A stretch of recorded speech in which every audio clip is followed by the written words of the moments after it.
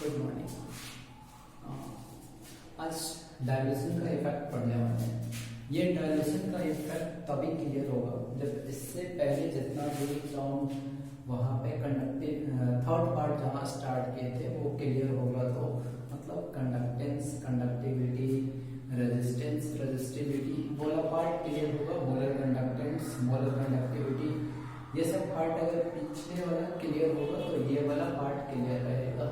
अगर ये पार्ट समझ में नहीं आता तो इससे पहले वाला पार्ट देखना, तभी समझ में ये वाला आएगा, अदरवाइज ये वाला पता नहीं चलेगा। स्टार्ट करते हैं। ये लास्ट वाला टॉपिक का पार्ट था, डायल्यूशन का इफेक्ट देखते हैं। डायल्यूशन का मतलब क्या होता है? डायल्यूशन का मतलब सिंपली है कि हम कोई कंटेनर लिए हैं और कंटेनर में क्या कर रहे हैं, ये कंटेनर है और इसके अंदर क्या कर रहे हैं, कुछ मिला रहे हैं। जैसे वाटर मिला रहे हैं, वाटर मिला रहे हैं मतलब इसको क्या कर रहे हैं, डाइल्यूटेड कर रहे हैं। तो डाइल्यूशन करने के कारण होगा क्या, इसका इफेक्ट क्या पड़ने वाला है? डाइल्यूशन का इफेक्ट, डाइल्यूशन का इफेक्ट किसके ऊपर पड़ने वाला है? दो टाइप के इलेक्ट्रोलाइट का बात कर रहे हैं, एक स्ट्रॉन्ग इलेक्ट्रोलाइट और एक किसका बात कर रहे हैं, वीक इलेक्ट्रोलाइट। तो स्ट्रॉन्ग इलेक्ट्रोलाइट और वीक इलेक्ट्रोलाइट के ऊपर डाइल्यूशन का इफेक्ट क्या होता है? देखो, स्ट्रॉन्ग इलेक्ट्रोलाइट जनरली इसको बोलते हैं NaCl, KCl, ये सब क्या है? स्ट्रॉन्ग इलेक्ट्रोलाइट जो 100% डिसोसिएट हो जाता है। 100% डिसोसिएट मतलब वो पूरा का पूरा टूट जाता है, जिसके लिए अल्फा का वैल्यू कितना आता है, 1 के बराबर। पूरा का पूरा टूट गया मतलब अगर हम 10 मोल था उसका और 10 मोल डिसोसिएट हो गया तो पूरा का पूरा तो टूट गया, तो अल्फा का वैल्यू कितना है, 1। लेकिन वीक इलेक्ट्रोलाइट होता है, जैसे एसिटिक एसिड, यहाँ पे जो लिखा हुआ है ये वीक इलेक्ट्रोलाइट है, ये पूरा का पूरा नहीं टूटता है, मतलब ये 100% डिसोसिएट नहीं होता है। और जो 100% डिसोसिएट नहीं होता है उसको क्या बोलते हैं, वीक इलेक्ट्रोलाइट। अब वीक इलेक्ट्रोलाइट टूटा तो नहीं, लेकिन इसमें होता क्या है, जब डायल्यूशन करवाते हैं तो ये टूटना स्टार्ट हो जाता है। इसमें डायल्यूशन करवाए तो ऐसा नहीं होगा, क्योंकि पहले ही जितना टूटना था टूट गया, 100% तो पहले ही टूट गया, अब नहीं डायल्यूशन के बाद टूटने वाला है। लेकिन ये 100% टूटा नहीं, ये बचा रह गया। लेकिन डायल्यूशन करवाते हैं वीक इलेक्ट्रोलाइट में, जब डायल्यूशन करवाते हैं तो ये फर्दर क्या होता है, टूटना स्टार्ट हो जाता है। ये बात को याद रखना, हम बाद में इसी को करेंगे यहाँ पे। अब देखो होता क्या है, कंडक्टिविटी के बारे में बात करते हैं। जैसे ये कोई कंटेनर है, कंटेनर कंडक्टिविटी किसके कारण होगा, यहाँ पे कैटायन और एनायन के कारण, क्योंकि सॉल्यूशन में कंडक्टिविटी तो कैटायन और एनायन के फ्लो के कारण ही होता है। तो कैटायन और एनायन के फ्लो के कारण होता है, तो ये फ्लो। अब तो देखो नंबर ऑफ आयन ज्यादा रहेगा, मतलब सपोज करो यहाँ पे तो एक कैटायन और एक एनायन है और काफी सारा कैटायन एनायन यहाँ पे डालते हैं। जितना ज्यादा कैटायन एनायन होगा उतना ज्यादा ही कंडक्टिविटी होगा। मतलब कंडक्टिविटी अगर हम बात करें कि यहाँ पे जो कंडक्टेंस है, कंडक्टेंस क्या होता है, इजीनेस, फ्लो ऑफ आयन, जिसके थ्रू आयन क्या होता है, इजी मूव करता है। कंडक्टिविटी क्या होता है, कंडक्टिविटी हम डिफाइन करते हैं 1 ml सॉल्यूशन के लिए। तो यहाँ पे जितना भी आयन होगा, नंबर ऑफ आयन जितना ज्यादा होगा, कंडक्टेंस उतना ज्यादा होगा। लेकिन अगर नंबर, ये भी बात हम दूसरा बोल सकते हैं कि अगर हम डायल्यूशन करवाएं, इसमें डायल्यूशन करवाएं तो डायल्यूशन के कारण क्या होगा, पहले कैटायन और एनायन के बीच में फोर्स ऑफ अट्रैक्शन होगा और फोर्स ऑफ अट्रैक्शन के कारण यहाँ पे एक कैटायन और एक एनायन और दोनों के बीच में फोर्स ऑफ अट्रैक्शन है, तो ये मूव प्रॉपर्ली नहीं कर रहा होगा। और मूव प्रॉपर्ली नहीं कर रहा होगा मतलब एक तरह से इसके बीच में रेजिस्टेंस का बात कर सकते हैं कि ये रोक रहा है, फ्लो को रोक रहा है। लेकिन अगर हम डायल्यूशन करवा दें तो कैटायन और एनायन के बीच का डिस्टेंस क्या हो जाएगा, दूर दूर चला जाएगा। मतलब कैटायन और एनायन का इफेक्ट धीरे धीरे क्या हो जाएगा, एक दूसरे पे फोर्स ऑफ अट्रैक्शन घट जाएगा। और ये फोर्स ऑफ अट्रैक्शन घटेगा तो ये इजी क्या करेगा, फ्लो करेगा। और अगर मूवमेंट अगर आसानी से हो गया तो कंडक्टेंस फिर से क्या होगा, बढ़ जाएगा। मतलब यहाँ पे कंडक्टेंस, फोर्स ऑफ अट्रैक्शन घटा तो कंडक्टेंस बढ़ जाएगा, मतलब कंडक्टिविटी यहाँ पे बढ़ने वाला है। अब देखो यहाँ पे होता क्या है, ये दो पॉइंट तो क्लियर है ना, कि एक तो किसके ऊपर, नंबर ऑफ आयन के ऊपर डिपेंड कर रहा है और एक किसके ऊपर, फोर्स ऑफ अट्रैक्शन जितना घट जाएगा उतना ज्यादा क्या होगा, कंडक्टेंस होगा। कंडक्टिविटी की बात नहीं कर रहे, कंडक्टेंस कंडक्टेंस। अब कंडक्टेंस और कंडक्टिविटी अगर यहाँ पे क्लियर नहीं हो तो पीछे जाके देखना। कंडक्टेंस था फ्लो, सिर्फ फ्लो का बात कर रहे थे, इजी टू फ्लो आयन, और कंडक्टिविटी बात कर रहे थे 1 ml में फ्लो के आयन के बात। अब देखो यही बात यहाँ पे हम पहले ये रिप्रेजेंटेशन के फॉर्म में और यहाँ पे थ्योरी के फॉर्म में लिख दिए हैं। अगर हम डायल्यूशन बढ़ाएंगे, डायल्यूशन यहाँ पे करवा रहे हैं, डायल्यूशन करवाएंगे तो कंसंट्रेशन क्या होगा, घट जाएगा ऑब्वियसली। अगर हम इसमें पानी ज्यादा डाल दिए तो सपोज करो अभी दो, इतना मेरे पास जगह है, इतना जगह में 2 आयन था, और डायल्यूशन करवा दिए, और डायल्यूशन करवा दिए तो पानी और ज्यादा हो गया। अब ज्यादा हो गया तो इतना में 2 आयन था, तो अब ज्यादा और बढ़ा तो और ये आयन हो सकता है कि इधर मूव कर जाए या इधर भी मूव कर जाए, मतलब आयन का जो नंबर ऑफ आयन है वो क्या हो जाएगा, घट जाएगा। मतलब एक तरह से कंसंट्रेशन, डायल्यूशन बढ़ाते ही कंसंट्रेशन क्या होगा, घट गया। और कंसंट्रेशन अगर डायल्यूशन बढ़ाएं, पानी ज्यादा डालें, तो ये दोनों के बीच में फोर्स ऑफ अट्रैक्शन क्या होगा, घट जाएगा। फोर्स ऑफ अट्रैक्शन घट रहा है, लेकिन कंडक्टेंस क्या होगा, बढ़ेगा। कंडक्टेंस क्यों बढ़ेगा, क्योंकि फोर्स ऑफ अट्रैक्शन क्या हो गया, घट गया। ये दोनों के बीच में फोर्स ऑफ अट्रैक्शन था, अब पानी डाल दिए तो फोर्स ऑफ अट्रैक्शन टूट गया, और टूट गया तो ये आसानी से फ्लो करेगा, और आसानी से फ्लो करना ही तो क्या था, कंडक्टेंस। मतलब डायल्यूशन बढ़ाते हैं तो कंडक्टेंस बढ़ता है। अब ये वाला बात से ज्यादा इंपॉर्टेंट ये वाला टर्म है, क्योंकि हमसे कंडक्टेंस नहीं कंडक्टिविटी पूछा जाने वाला है। अब डायल्यूशन बढ़ाते हैं तो कंडक्टिविटी के ऊपर क्या इफेक्ट होता है, ये घटने वाला है। डायल्यूशन बढ़ाएं कंडक्टिविटी क्यों बढ़ जाता है, कंडक्टिविटी के जो हम बोले थे क्या था, कापा, तो कापा वाला याद रखना, ऐसा यूनिट भी याद रखना, ये सब इंपॉर्टेंट है। तो कंडक्टिविटी घटता है डायल्यूशन के बाद। अब कंडक्टिविटी घटता कैसे है डायल्यूशन के बाद, ये पहले कंडक्टिविटी को भी देखते हैं। कंडक्टिविटी डिफाइन इसके लिए था 1 ml सॉल्यूशन, 1 ml सॉल्यूशन में जो नंबर ऑफ आयन मूव कर रहा था उसी के लिए डिफाइन था कंडक्टिविटी। 1 ml के लिए डिफाइन था। अगर 1 ml के लिए डिफाइन था तो सपोज करो कि अभी इसमें क्या है, 1 ml सॉल्यूशन, 1 ml में यहाँ पे सॉल्यूशन डाले तो यहाँ पे कैटायन और एनायन है यहाँ। अब डायल्यूशन करवा रहे हैं, अगर जितना ज्यादा इसमें डायल्यूशन करवाएंगे, डायल्यूशन करवा देंगे, सपोज करना कि अभी 1 2 नहीं, अभी यहाँ पे 10 कैटायन और एनायन है, 10 कैटायन और 10 एनायन। अगर पानी ज्यादा डाल दिए तो क्या ये 10 कैटायन, ये 1 ml में पहले था, अगर पानी ज्यादा डाल दिए तो क्या वो वॉल्यूम घटेगा या बढ़ जाएगा, वॉल्यूम तो बढ़ जाएगा, वॉल्यूम बढ़ेगा, पर कैटायन और एनायन 1 ml में क्या अभी भी 10-10 रहेगा या घट जाएगा।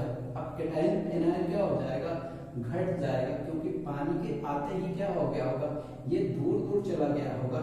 अगर इतना दूर में हम पहले देखते तो हो सकता है 10 कैटायन और एनायन मिलता, लेकिन अब पानी के आने के कारण ये क्या होगा, जब हम इतना दूर में ही चेक करेंगे तो 10 कैटायन एनायन की जगह हमसे उससे क्या होगा, कुछ कम मिलेगा, क्योंकि पानी आ गया। और पानी आ गया तो कैटायन एनायन दूर चला हो गया, तो पहले से क्या हो गया होगा, कम हो गया होगा, और कम हो गया होगा मतलब कंडक्टिविटी क्या हो गया, घट गया। तो यही बात यहाँ पे बोला जा रहा है कि अगर डायल्यूशन बढ़ाएंगे तो कंडक्टिविटी क्या होता है, घट जाता है, क्योंकि कंडक्टिविटी हमेशा 1 ml की। और देखना आप थोड़ा सा आराम से समझना, ये डायल्यूशन किए पहले पानी, मतलब यहाँ पे 10 कैटायन एनायन था, जैसे ही पानी डाले तो 1 ही ml के लिए हम देख रहे हैं, तो अब ये क्या हो गया होगा, दूर चला गया होगा। और फिर से हम 1 ml को अगर यहाँ पे देखें तो 1 ml में पहले जितना कैटायन एनायन होगा अब उतना नहीं होगा, मतलब कंडक्टिविटी घटता है।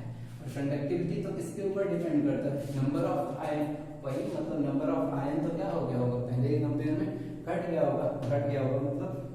तो ये कंडक्टिविटी डायल्यूशन के इफेक्ट के कारण क्या होता है, घट जाता है। ये ग्राफ यहाँ पे ड्रॉ मत करना, ये ग्राफ इसके नीचे ड्रॉ करना, मेरे पास जगह नहीं था इसलिए यहाँ पे लिखा है। ये वाला बाद में हम उसके समझने के बाद ये वाला समझते हैं। अब देखो ये दोनों टर्म क्लियर हो गया होगा, ये तीनों टर्म। यहाँ पे एक और है, ये लेमडा m समझो जो मोलर कंडक्टिविटी था, या EQ समझो, जो इक्विवेलेंट कंडक्टिविटी। मोलर कंडक्टिविटी क्या था, वो 1 मोल के लिए डिफाइन था, और इक्विवेलेंट कंडक्टिविटी 1 इक्विवेलेंट के लिए डिफाइन था। दोनों का फॉर्मूला अगर याद हो, लैम्डा m का फॉर्मूला जो था K into 1000/m, एग्जैक्टली ये 1000/m था क्या, v की जगह ही तो क्या लिखे थे 1000/m, मतलब इसकी जगह हम हटाए तो k into क्या लिख सकते हैं v, मतलब वही लिखा हुआ है। तो यहाँ पे lambda equal to k into v। Volume क्या कर रहे हैं, वॉल्यूम बढ़ा रहे हैं, वॉल्यूम बढ़ाएंगे। देखते हैं कि वॉल्यूम के साथ क्या होता है, मोलर कंडक्टिविटी और इक्विवेलेंट कंडक्टिविटी के साथ।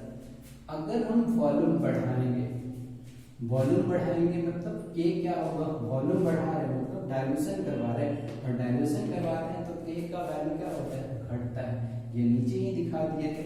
वॉल्यूम अगर बढ़ाएंगे तो क्या होगा, घटेगा, ये तो क्लियर है।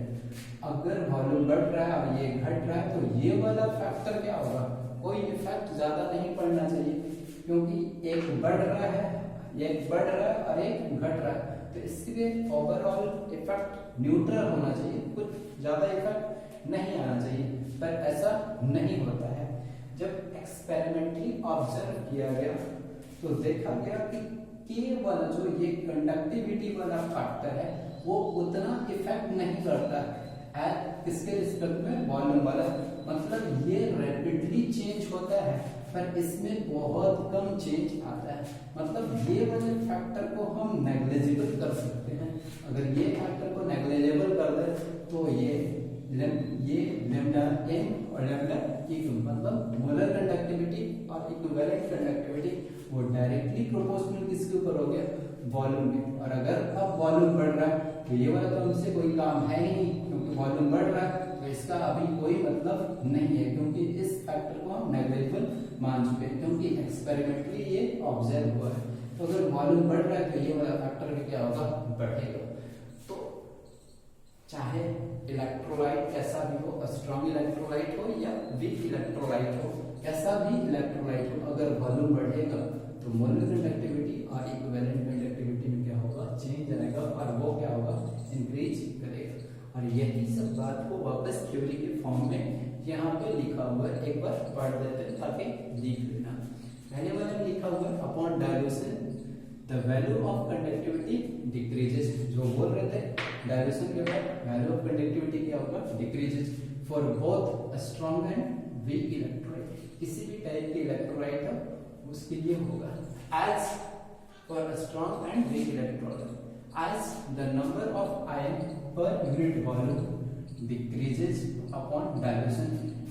क्यों होता है वो बताया थे कि पर यूनिट जो वॉल्यूम में नंबर ऑफ आयन है, क्योंकि ये कितना के लिए 1 सेंटीमीटर क्यूब या 1 ml, 1 सेंटीमीटर क्यूब किसके बराबर था, 1 ml। तो डाइल्यूशन के बाद नंबर ऑफ आयन क्या होता है, 1 सेंटीमीटर क्यूब या 1 ml में घट जाता है, इसलिए कंडक्टिविटी क्या हो जाता है, घट जाता है।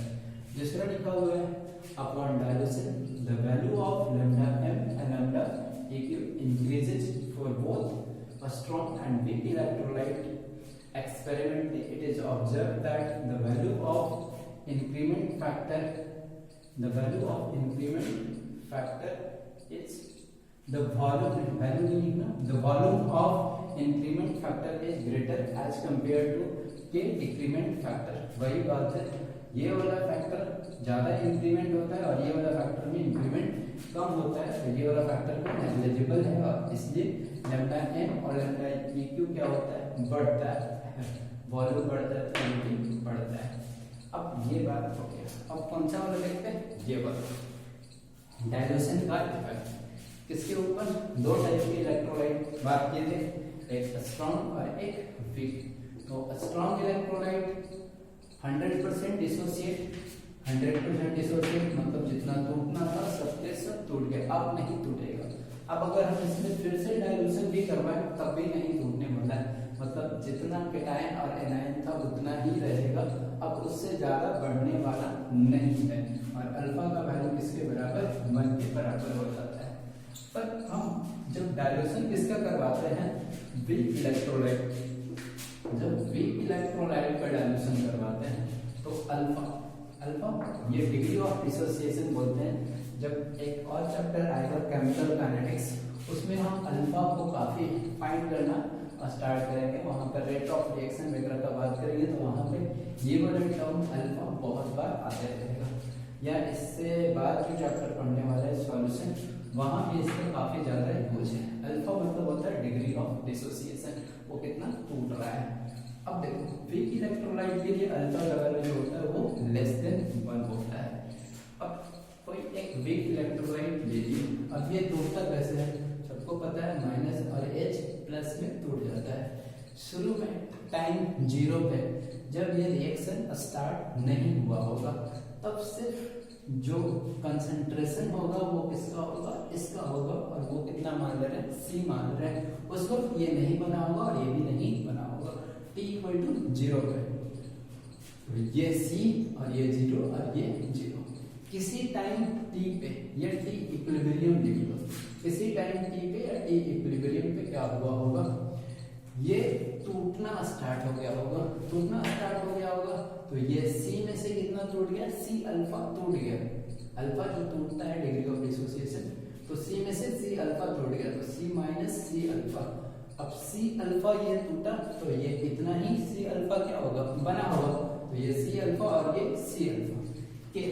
के पता नहीं है, जब हम नर्स्ट इक्वेशन लिखे थे तो वो log P by product bye reactant लिखना सिखाए थे। तो यही के है जो रिएक्शन क्वेश्चन बोले थे कि रिएक्शन क्वेश्चन होता है, तो के जो होता है वो प्रोडक्ट बाय रिएक्टेंट। तो प्रोडक्ट में मिला C अल्फा ये मल्टीप्लाई, और नीचे रिएक्टेंट C अल्फा, यहाँ मल्टीप्लाई करेंगे तो स्क्वायर और स्क्वायर, और यहाँ से कॉमन लेंगे तो ये 1 माइनस अल्फा, C से C कट गया, 1 माइनस अल्फा।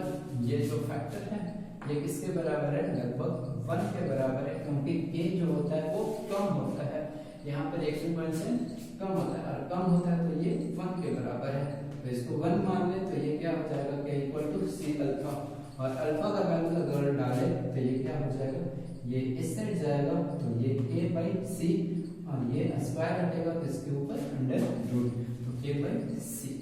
अब देखो यहीं से अगर कंसंट्रेशन घटेगा, ये कंसंट्रेशन ही तो है, अगर कंसंट्रेशन घटेगा तो ये वाला वैल्यू क्या होगा, बढ़ेगा। मतलब कंसंट्रेशन घटेगा तो अल्फा का वैल्यू बढ़ेगा, मतलब डिग्री ऑफ डिसोसिएशन बढ़ जाएगा। कंसंट्रेशन घटने का बात कर रहे हैं, कंसंट्रेशन घटता कब है, जब डाइल्यूशन बढ़ता है, मतलब डाइल्यूशन बढ़ेगा और कंसंट्रेशन क्या होगा, घटेगा, तो डिग्री ऑफ डिसोसिएशन क्या हो जाएगा, बढ़ जाएगा, अल्फा का वैल्यू बढ़ जाएगा। और यही बात लिखा हुआ है, for weak electrolyte dissociation on dilution number of ion increases. जब अगर वीक इलेक्ट्रोलाइट होगा तो बोले थे यहाँ पे कि स्ट्रॉन्ग इलेक्ट्रोलाइट में डाइल्यूशन करवाओ, नंबर ऑफ आयन पे कोई इफेक्ट नहीं पड़ने वाला है। लेकिन अगर वीक इलेक्ट्रोलाइट है और इसमें डाइल्यूशन करवा दिए तो पहले तो कम टूटा था, बाद में क्या होगा, ज्यादा टूटना स्टार्ट हो जाएगा, क्योंकि डिग्री ऑफ डिसोसिएशन डाइल्यूशन के बाद क्या हो रहा है, बढ़ रहा है, तो ज्यादा टूटेगा, मतलब नंबर ऑफ आयन यहाँ पे वीक इलेक्ट्रोलाइट में क्या हो जाता है, बढ़ जाता है। और नंबर ऑफ आयन अगर वीक इलेक्ट्रोलाइट में बढ़ गया और डाइल्यूशन करवा रहे हैं, मतलब डाइल्यूशन करवा रहे हैं, तो उसके बीच में फोर्स ऑफ अट्रैक्शन भी क्या हो रहा है, कम हो रहा है, क्योंकि वो दूर दूर जाएगा, तो यहाँ पे अचानक चेंज आएगा, और अचानक चेंज आएगा तो यहाँ पे कंडक्टिविटी और क्या होगा, ज्यादा, मतलब यहाँ पे मोलर या इक्विवेलेंट का अगर बात करें तो ये ज्यादा चेंज आएगा। अब थोड़ा ग्राफ का बात कर लेते हैं। देखो हम एक ही ग्राफ में दोनों को दिखा दिए, स्ट्रॉन्ग और वीक, तुम चाहो तो अलग अलग भी दिखा सकता है। पहले एक ग्राफ बनाना स्ट्रॉन्ग के लिए और एक ग्राफ वीक के लिए, मेरे पास जगह नहीं था तो एक ही में दोनों ड्रॉ कर दिए। इसके बाद ये ग्राफ को रिप्रेजेंट करना, ये लैम्डा एम मोलर कंडक्टिविटी और ये कंसंट्रेशन के बीच में हम ग्राफ बना रहे हैं। अब कंसंट्रेशन क्या हो रहा है, कंसंट्रेशन तो लगातार घट रहा है, मतलब ये डाइल्यूशन को हम क्या कर रहे हैं, बढ़ा रहे हैं। पहले हम किसके लिए देख रहे हैं, strong electrolyte. Strong electrolyte concentration क्या हो रहा है, कंसंट्रेशन घट रहा है फिर स्ट्रॉन्ग इलेक्ट्रोलाइट में, क्योंकि स्ट्रॉन्ग इलेक्ट्रोलाइट को भी हम डाइल्यूशन करवाए हैं, डाइल्यूशन करवा रहे हैं, पानी डाल रहे हैं, तो पानी डाल रहे हैं मतलब डाइल्यूशन करवा रहे हैं, कंसंट्रेशन क्या हो रहा है, घट रहा है। कंसंट्रेशन घट रहा है मतलब इस साइड जाएंगे तो कंसंट्रेशन बढ़ेगा और इस साइड आएंगे तो कंसंट्रेशन घटेगा। इस साइड कंसंट्रेशन घटेगा और ऊपर जाएंगे तो मोलर कंडक्टिविटी क्या होगा, बढ़ेगा। तो ऊपर जाने में मोलर कंडक्टिविटी बढ़ने वाला है। तो देखो एग्जैक्टली कंसंट्रेशन क्या हो रहा है, घट रहा है। ये स्ट्रॉन्ग इलेक्ट्रोलाइट के लिए बना है। तो कंसंट्रेशन लगातार क्या हो रहा है, घट रहा है। एक फिक्स पैटर्न में जब ये ग्राफ देखा गया, ये ऑब्जर्व किया गया, तो जो डाटा आ रहा था वो फिक्स पैटर्न में एक स्ट्रेट लाइन, मतलब कंसंट्रेशन लगातार घट रहा था और मोलर कंडक्टिविटी लगातार क्या हो रहा था, बढ़ रहा था। तो मोलर कंडक्टिविटी लगातार क्या हो रहा है, बढ़ रहा है। बढ़ेगा ही, देखो क्यों बढ़ेगा, क्योंकि वहां पे क्या कर रहा है, डाइल्यूशन करवा रहे हैं और डाइल्यूशन करवा रहे हैं तो नंबर ऑफ आयन नहीं, नंबर ऑफ आयन में कोई चेंज नहीं आ रहा है। लेकिन डाइल्यूशन करवाने के बाद वहां पे फोर्स ऑफ अट्रैक्शन जो होगा आयन के बीच में वो टूटेगा और टूटेगा तो क्या होगा, वहां पे मोलर कंडक्टिविटी बढ़ेगा।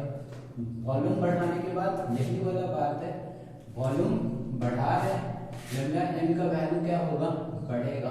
यही तो यहाँ पे है। तो वॉल्यूम बढ़ा रहे हैं, स्ट्रॉन्ग के लिए पहले देख रहे हैं, वॉल्यूम बढ़ा रहे हैं, लैम्डा एम क्या हो रहा है, बढ़ रहा है। कंसंट्रेशन क्या हो रहा है, घट रहा है, घट रहा है। कंसंट्रेशन देखो इस साइड घट रहा है और लैम्डा एम का वैल्यू लगातार बढ़ रहा है। ये किसी पॉइंट पे कट करेगा और इसको लैम्डा एम नॉट से, ये नॉट नेक्स्ट वाले क्लास में बताएंगे क्यों लगाते हैं। ये जीरो याद रखो, ये लिमिटिंग मोलर होता है, ये अगले क्लास में बताएंगे। ये देखो ये तो स्ट्रॉन्ग के लिए हो गया, पर ये वाला ग्राफ किसके लिए है, वीक इलेक्ट्रोलाइट के लिए। वीक इलेक्ट्रोलाइट बताए थे, चाहे स्ट्रॉन्ग इलेक्ट्रोलाइट हो या वीक इलेक्ट्रोलाइट, अगर डाइल्यूशन किए हैं तो लैम्डा एम का वैल्यू क्या होगा, बढ़ेगा ही।